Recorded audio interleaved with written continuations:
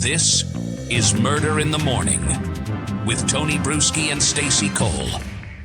Well, if you didn't quite get enough Lori Vallow Daybell the other day in Keith Morrison's interview on Dateline, there's a whole new day in court of Lori Vallow Daybell being her own attorney. She's obviously spent years spinning her own version of events, but in Arizona, the judge wasn't buying it. We're going to play a clip for you in just a bit, so stick around for that.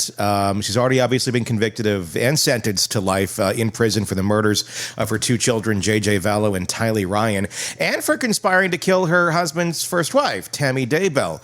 This is a completely different trial. This is not about the kids. This isn't about Tammy. There's other people that she's accused of killing. She's now facing the charges in Arizona, accused of murdering her fourth husband, Charles Vallow, and conspiring to kill her niece's ex-husband, Brandon Boudreaux. And if Tuesday's hearing was any indication, things aren't exactly going in her favor. Should we just go right to the clip? I think we should. I think we just need to see. Yeah, let me set it up a little bit because I didn't give you full instructions of what it was. So this is in reference to talking about hearsay of some things that were set out in the driveway by people, basically audio that's going to be hopefully put into record that is from body cam video. So she's trying to argue about why it's not hearsay. And the judge is just like, oh, what's your deal? So go ahead and hit play, but that's what that's about. Lori Vallow Daybell in court today. Let's take a look. A lot of the exceptions apply. 803, 804. There's a lot of exceptions that also apply to some of his statements and not all of his statements. Such as what? Which statements do you think they apply to? Specifically his statements made on body cam to police in the driveway, specifically his... I don't know what the statements are, so that's what I'm asking. What specific statements do you think are allowed to come in under the rules of evidence? I think under 8031, the present sense impression is his statements made to police officers at the house. A present sense impression is where you're actually observing something and you're talking about it as you see it happen. So isn't he saying, again, I don't know what the statements are, but is he saying what happened prior? Or is he saying something prior. that he's... Okay, correct, so it's prior. not a present sense impression. Okay. What else? Then I think it falls under 8032, excited utterance. He was under the stress of the whole situation when he made those statements.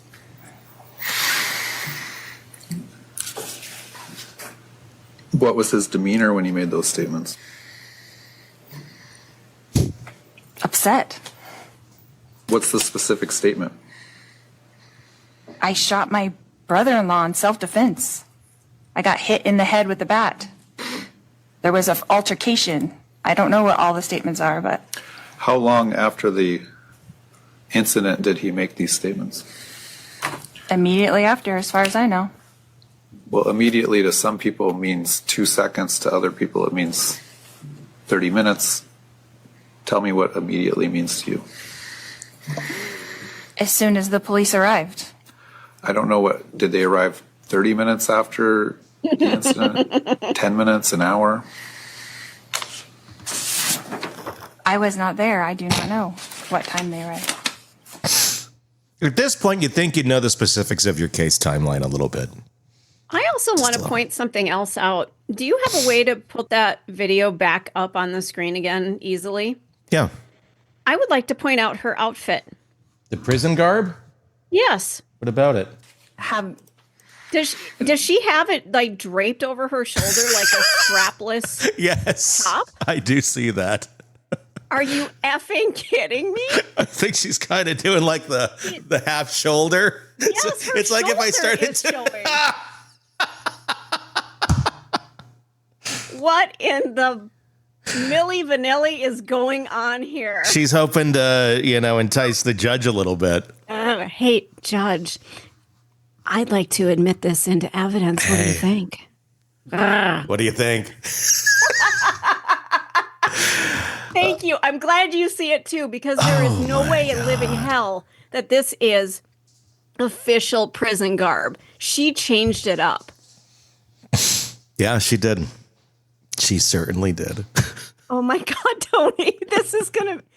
I wonder if she'll do like a crop top when the trial actually comes, if she's going to like cut it and then just like she's had like exposed belly going. She's like Elle Wood from Legally Blonde. She's just changing the whole game, isn't she? Lori was representing herself, obviously. She started by asking the judge to ban cameras from the courtroom, arguing that the media coverage of her case has inherently been prejudicial. She specifically called out Court TV, claiming that their coverage has falsely shaped public perception and turned her into some kind of a spectacle. I think she thinks like all television is Court TV or something. I think she just thinks like if she says Court TV, it like covers everything, not realizing it's a network. That's just kind of how I feel, because it's not like Court TV is standing alone out here having covered this case.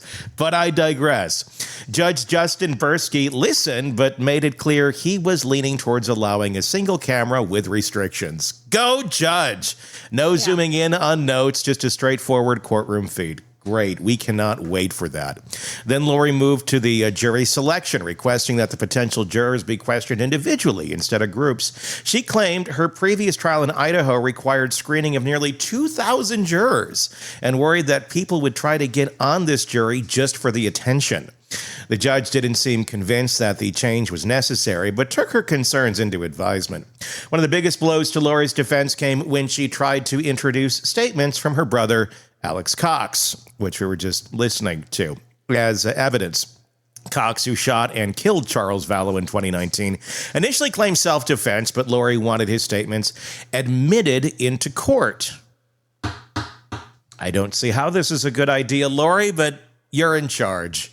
The judge shut that down quickly, ruling that not only were the statements hearsay, but Lori, having been convicted of conspiring in Cox's actions, was legally prohibited from using his words as evidence in her defense. Lori's also pushed for additional evidence from the prosecution, demanding access to certain police recordings and conversations that she claimed exist. I'd love for her to have them, because I think we all want to hear anything and everything we can get our hands on of Chad and Lori. The judge told prosecutors to check again, but made it clear that if they said that they had given everything to Lori, and didn't have the material, he couldn't force them to produce it if they've already given her everything. Because, Lori tends to be a little bit on the delusional side. Then came the issue of time, with jury selection set for March 31st. Gosh, that's less than a month away. Lori reminded the court that her speedy trial deadline was May 11th and insisted that the trial needed to move forward within that time frame. But Judge Beresky overruled her, waiving her the deadline over her objection and pointing out that both sides had acknowledged the impossibility of trying two complex cases at once. The next hearing is set for March 18th, where both sides will argue over remaining issues, including whether Lori can bring in a digital forensic experts for her defense. But after Tuesday's hearing, one thing is clear: Lori may be running the show in her own mind, but in court, she is losing control kind of fast. So we got, one more hearing before the actual trial supposedly takes place? I'm going to guess there might be more than that, but on the docket, we have one. Yes. They were talking about, how long is this trial going to go on? Do we half hour? Do we tell potential jurists that it might be, that it might be up to 6 weeks is what they were talking about. They are going to tell the jurors that it may be 2 weeks, possibly more. I think because of how delusional she is, it's going to go quickly. I really do. It's going to go, I think, one of two ways. Either very, very quickly, like within a week, or it's going to drag on because they're going to have to keep walking her back and holding her hand and going, wait, you can't say this. We got to have it. Okay, now we got to instruct the jury that they can't take that into account because you said something out of turn. There's going to be a lot of that. And my gut tells me that at some point we're going to get somewhere where she just says too many things out of turn that it damages the case so much, and it just damages the court, the decorum and the rules of how a trial is handled, that it's going to be end up not a hung jury, but basically the judge is going to say, we're going to have to do this again, or you got to get an attorney, because I don't think she's going to be able to do it. What this felt like was, it felt like, okay, kids, law students, we're going to walk into a fake courtroom, even though this was real, and we're going to pretend we're having a hearing, and we're going to walk through, you present something to me, and then I'm going to argue why you're wrong, is what it felt like to me. It reminded me of, when we were in broadcast school and we go into the real studio that didn't broadcast anywhere, but everything worked, and we were going to put on a show. And then the instructor would come in and go, you can't do that. That's what that reminded me of, Just insane. I feel like the judge is trying to teach her law. Well, yeah, I mean, he's trying to hold her hand and walk her along the fine line so this thing can get done. And he's really trying to answer the questions that she has. And this is it. She's going to be just as confused when this actually goes to trial. I mean, she's not going to follow the court's rules. She's going to do her own thing. Doesn't matter that the judge says, you can't bring this into the trial. You can't bring in Alex's arguments to the trial. She's going to do whatever the hell she wants. Because she's going to be, well, God, definitively told me last night in a dream, or Jesus stepped into the cell earlier today when we were having pancakes and said, hey, you know what? Here's how this needs to go. And that's going to be her argument. And I just think this is all going to go to shit very quick. I can't imagine being a juror on this thing, because you really don't know how long you're going to be there. No, and it sounds like in the questionnaire that they're going to send out to potential jurors, they're going to be notified what trial this is. Because what they're going to want to do is try to weed out people who maybe have heard too much or have been following it. So they're trying to weed them out. So they are going to be notified. It's not just that it's a trial that you might be on a jury for. It's this specific trial is what it sounds like. So I don't know. Part of me, if I were getting that call, I think I'd want to be on the jury, and yet I'd want to run like crazy. The disruption to your life would be immense. It would be very interesting to watch. Mm-hmm. They may even have to sequester these people. Yeah. And it's so silly. For what? For what? She's already serving life in prison. I don't understand. I understand wanting to get justice for the people that she's killed. I get it, but she's already put away. Well, what is justice for the people that she's killed? What is that? What is justice for that? I don't know. Seems like we're spending a lot of taxpayer money for this debacle. She's nuts. I mean, what is justice? Having everybody have, especially the victims' families, what? So she can suck more life out of you? And take more days and time out of your life with her utter insanity. I mean, that's not justice. Traumatize them. That's letting her control the narrative, honestly. Yeah. This is where I feel like, look, the adults need to step into the room here and be like, yeah, you can't do that. Like, you're not fit for trial. Like, let's just end this shit now. But you can't, because they don't have insanity laws, and that's where that stands. It's not like if there was an opportunity that they're not trying for it. You just can't do that there. It's not allowed. So you end up funding insane trials like this. I would hope maybe, if anything, at the end of the day, this may make places like Idaho and New Mexico or in Arizona rethink their whole policy on insanity defenses. Maybe put it somewhere, put a bar somewhere.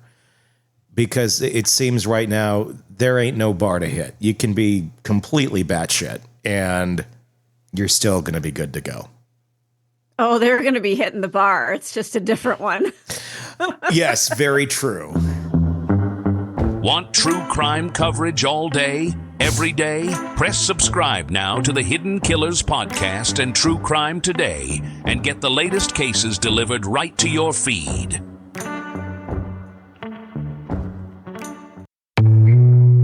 He was charming, handsome, a devoted husband, a doting father. When his wife died tragically in a freak accident, everyone pitied him. He played the role so well, grieving widower, devastated, single dad, just trying to put the pieces back together. But the thing about perfect men, they're usually hiding something. And this one was hiding everything. The affair, the insurance policy, the other wife in another state who had no idea she was married to a walking crime scene. If she had only subscribed to True Crime Today, Premium Plus on Apple Podcasts, she could have listened to Hidden Killers with Tony Bruschi ad-free. And before everyone else, she could have seen through the lies. She could have gotten out while she still had the chance. Instead, she's just another case we'll be covering next week. Don't be her. Subscribe now to True Crime Today Premium Plus on Apple Podcasts.